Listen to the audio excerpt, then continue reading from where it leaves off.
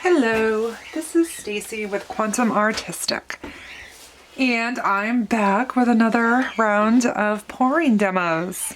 How exciting is that, huh? How exciting. I was watching some, I believe her name is pronounced Rinsky Duna, or Downa, I'm not sure, pours this morning, and I just wanted to try out some different ratios. So I've been using the cannella recipe, and it includes a lot of Floetrol, and which is all well and good because I bought like 5 gallons of it, so I have a lot on hand. And I have gallons of glue all that I bought too, but I wanted to just try out the magic of this no Floetrol recipe to see how that actually worked. So I'm going to go ahead today and attempt a water-only pour. And I'm going to use the blow dryer, so it will be like a Dutch pour. And the last couple of videos I had this on autofocus, and it was actually kind of like popping in and out whenever my hand moved. So I put this on manual focus, and I focused on the canvas itself. So only this part will focus until I change it again. So one of her videos, she said that she tries to pick out 4 colors, and she does like a vibrant base color, a dark color, and then a complementary color, and a metallic. So for that, I'm going to, this is a phthalo, I don't know how to pronounce it, phthalo blue from Artist Loft. 50/50 water paint. This is a raw Sienna, Liquitex Basics 50/50. This is a Liquitex Basics Sky Blue, I think. I'll have to check it and I'll see if I can put it in the video. I'm trying to get better at doing these YouTube videos, like as far as like documenting them and stuff. 50/50 mixture again. And this is Artist Loft Old Gold 50/50. And of course the metallics are always a little bit heavier bodied, a little bit denser and thicker. So we'll see what happens. I don't know. I've never done just water. For all I know, it's going to turn into a mess.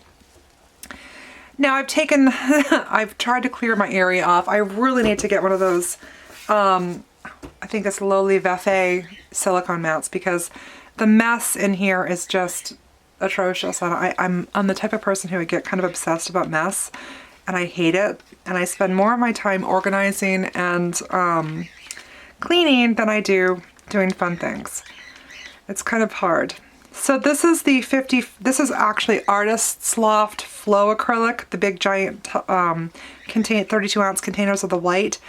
A word to the wise, you are going to want to stir this like crazy for like an hour. And I also would recommend not making big batches of it. Put a little bit of, or put all your paint in and about half the water, and then mix it up until it's creamy.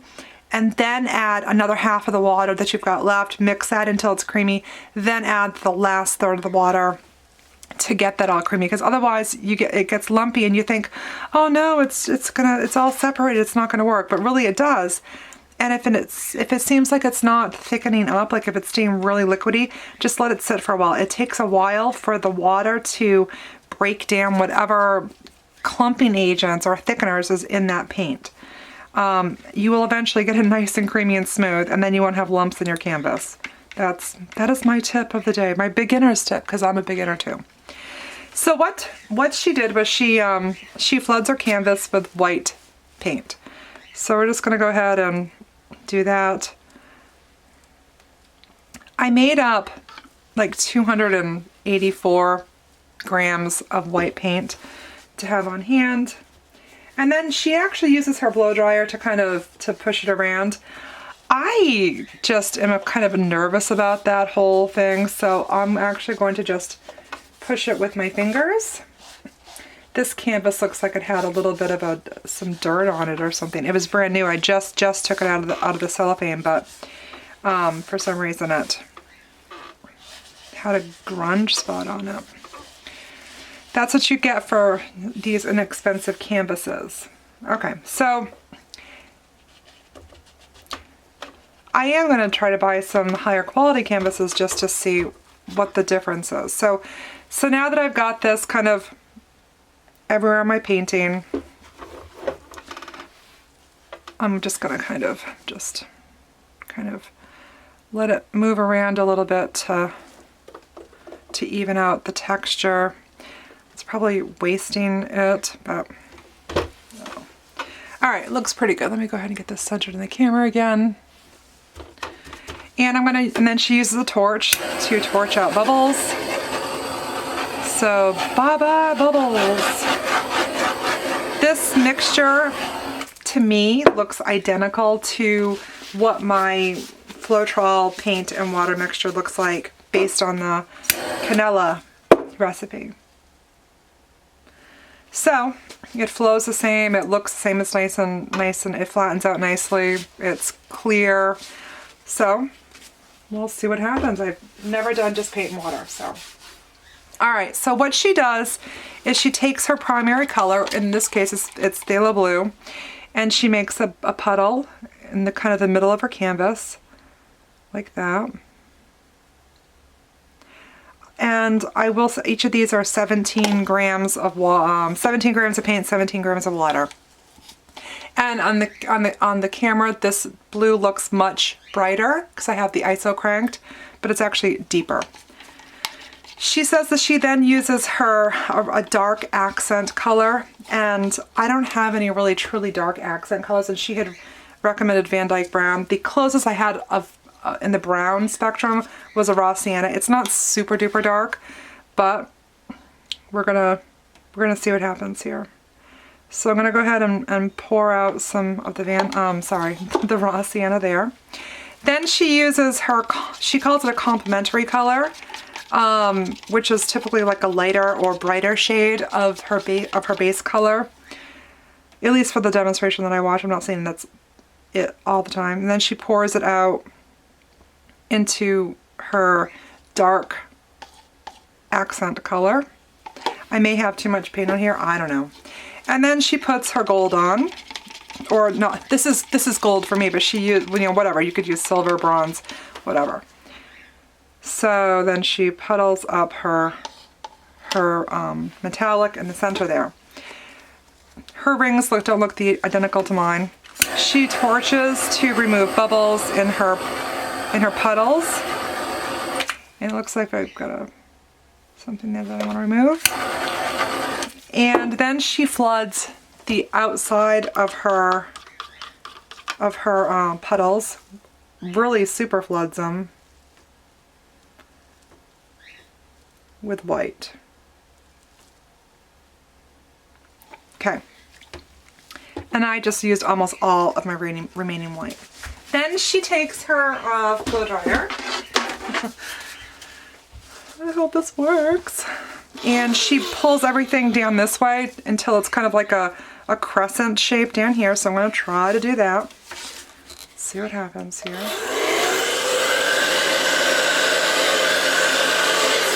And of course it didn't work out really well because for some reason but it's really pretty colors. And then since I've already screwed this up, and she pushes it out like that.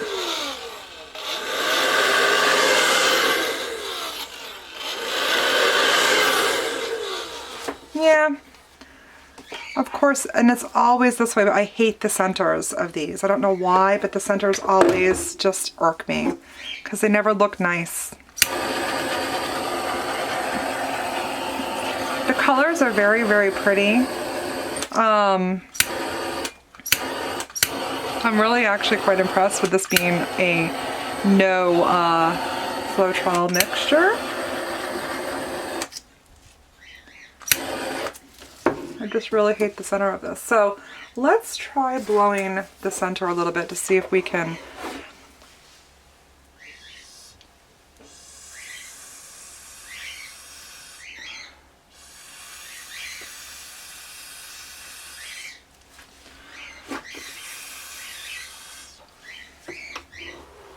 that's a little better.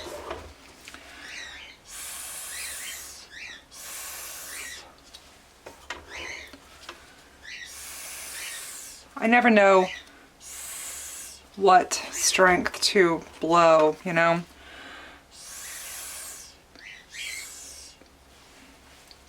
Actually, I like that center much better than I did before.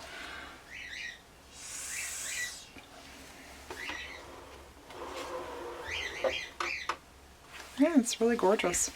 I mean, at this point, I don't know if I really want to keep messing with it, because the rule with my stuff is the more I mess with it, the worse it looks. Let's see if we can... I don't want to get myself in the camera here. Mix that in a little bit better.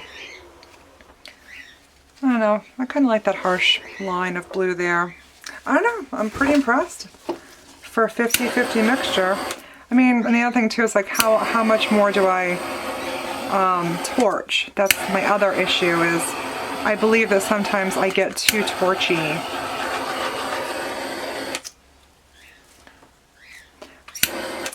What I need to do is change the settings of this camera so that it's not quite so...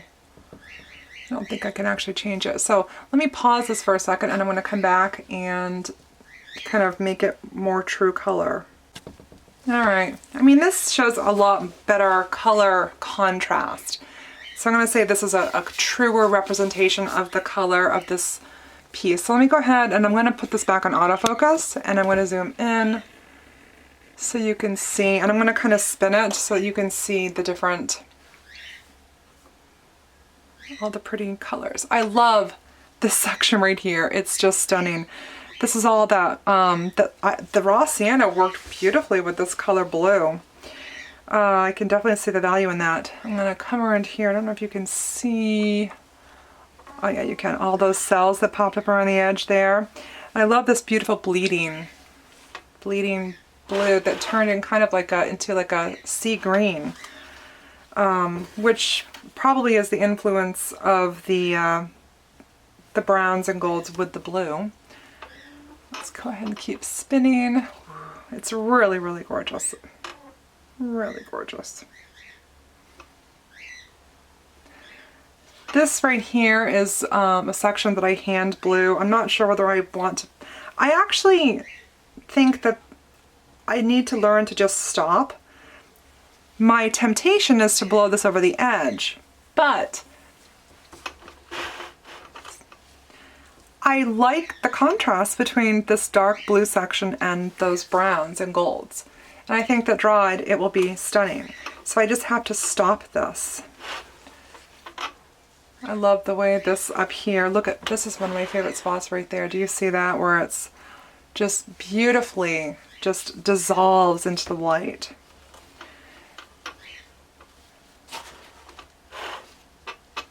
And then, interestingly, the corner picked up all this color. I don't know exactly why.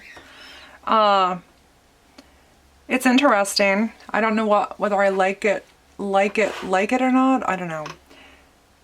I'm not going to try to tip it off if that's, you know, because I think that I need to start realizing that the way these come out is the way they come out, and what makes them unique and beautiful is all the variations, and I can't control that. Again, this whole section, this whole corner has this beautiful fade to the colors, which I don't recall seeing in any of my Floetrol blooms or Dutch pours. I get the terminology all mixed up. And we're back to the bottom corner. So what I'm going to go ahead and do is just bring the camera back out. Oh, I hate lens creep.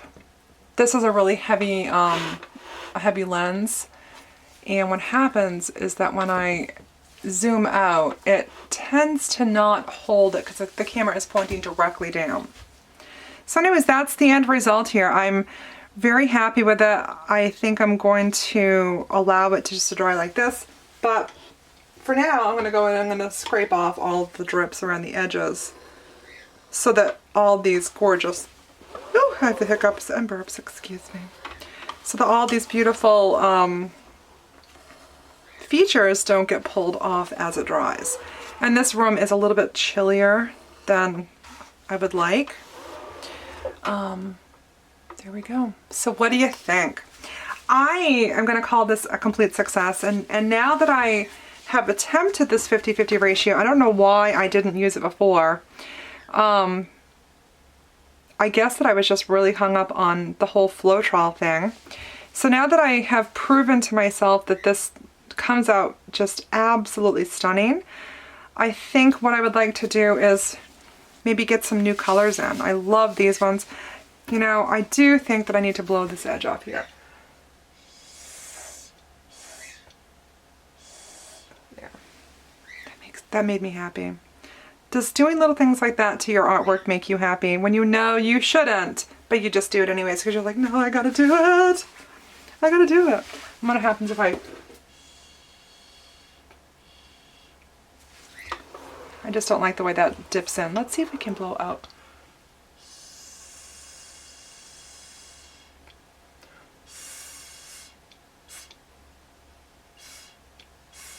There. That's better. Sort of. Here we go.